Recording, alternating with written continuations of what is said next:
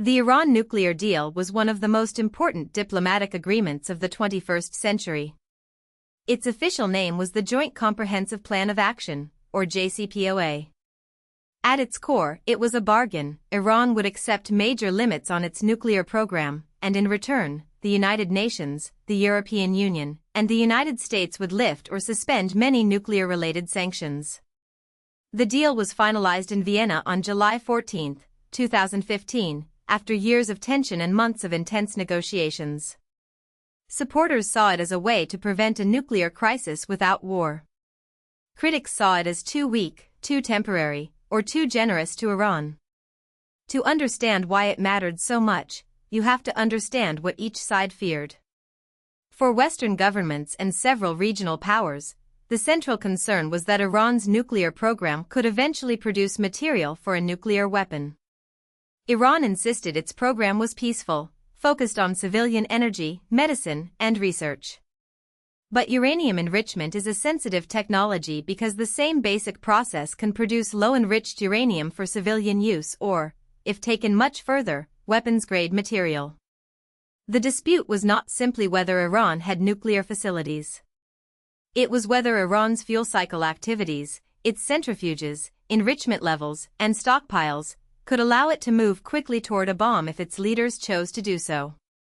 The JCPOA was designed to lengthen that timeline and make any secret move easier to detect.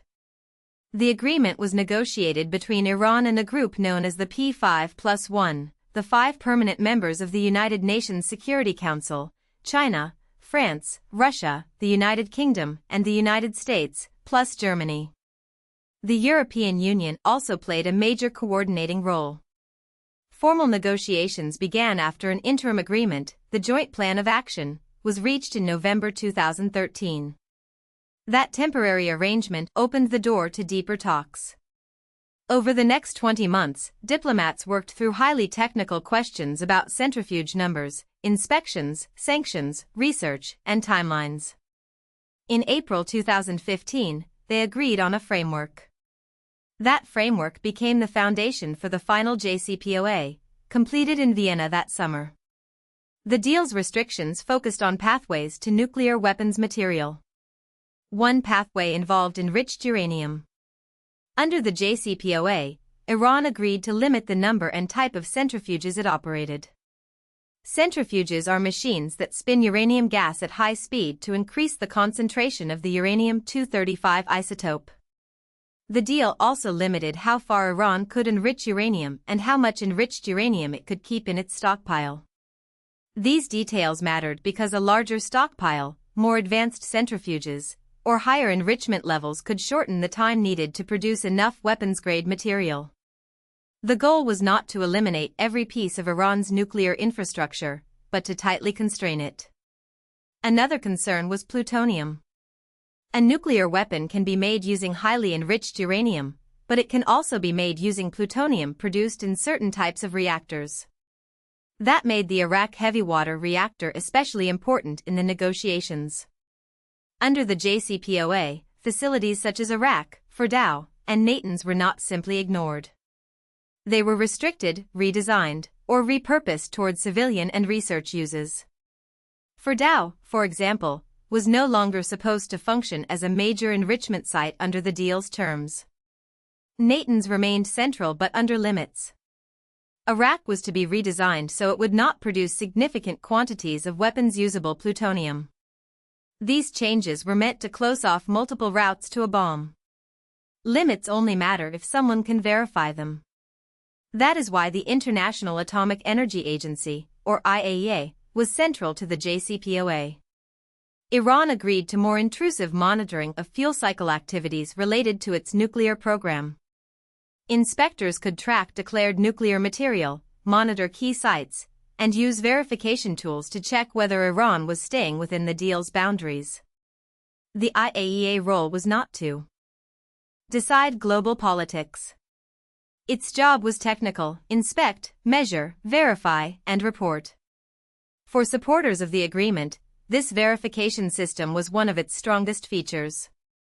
It created a structured way to detect violations, rather than relying only on suspicion, intelligence leaks, or military threats. In exchange, Iran expected sanctions relief. Before the deal, Iran's economy had been heavily pressured by sanctions targeting its oil exports, banks, trade, and access to the international financial system. The JCPOA offered relief from nuclear-related sanctions imposed by the United Nations, the European Union, and the United States. The idea was straightforward: compliance would bring economic benefit. But the relief was never total. Many U.S. sanctions connected to other issues remained in place, including sanctions related to Iran's missile program, support for militant groups, and human rights record. This distinction became crucial. Iran received some relief, but not the broad economic opening many ordinary Iranians and businesses expected. The deal officially took effect on January 20, 2016.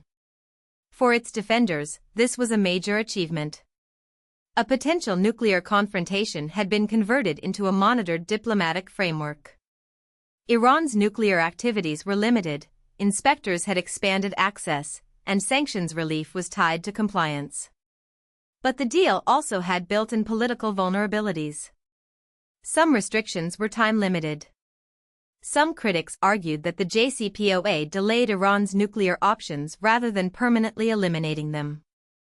Others objected because it did not address Iran's regional policies, missile development, or relationships with armed groups. In other words, the agreement was narrowly focused on the nuclear file, while many opponents wanted a much broader settlement. Opposition came from several directions. Israel strongly criticized the deal, arguing that it left Iran with too much nuclear infrastructure and gave Tehran economic resources without changing its regional behavior. Saudi Arabia and other regional rivals viewed Iran as a strategic threat and worried that sanctions relief could strengthen its influence. Inside Iran, principalist factions criticized the agreement from the opposite angle, seeing it as a concession to hostile powers and doubting that the West would deliver real benefits. In the United States, the Republican Party widely opposed the JCPOA, arguing it was too lenient and did not permanently block Iran's nuclear ambitions. The deal was therefore diplomatic, but never politically secure. The biggest turning point came in 2018, when the United States withdrew from the pact. The U.S. then launched a maximum pressure campaign, reimposing sanctions and adding new economic restrictions.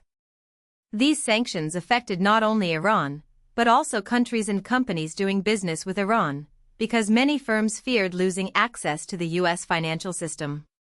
This severely reduced the practical value of the sanctions relief Iran had been promised. From Tehran's perspective, the bargain had been broken. Iran had accepted nuclear limits, but the economic benefits were being cut off. In a symbolic act of anger, members of Iran's Islamic Consultative Assembly burned the text of the JCPOA in parliament. After the U.S. withdrawal, the agreement entered a long crisis. The remaining parties tried to keep it alive, but the core exchange had been damaged. A deal based on limits for relief struggles to function when the relief disappears. Iran faced renewed pressure, while European governments found it difficult to protect trade with Iran from U.S. sanctions. The JCPOA became less of a functioning bargain and more of a diplomatic shell, still referenced, still debated, but increasingly weakened. The issue also became tied to wider regional tensions. The nuclear file could not be fully separated from conflicts, military threats, and rival alliances across the Middle East. On October 18, 2025, after 10 years and in the aftermath of the 12-day war, Iran officially announced the termination of the agreement. By then, the JCPOA had already been politically and practically hollowed out. Its story shows both the power and fragility of arms control diplomacy. The deal proved that rivals could negotiate detailed nuclear limits backed by inspections. But it also showed that technical agreements depend on political trust, domestic support, and continued incentives. The Iran nuclear deal was not just about centrifuges and sanctions. It was about whether hostile states could manage a dangerous security problem through compromise. For a time, they did. Then the bargain unraveled. If you found this helpful, Please like this video and subscribe for more explainers.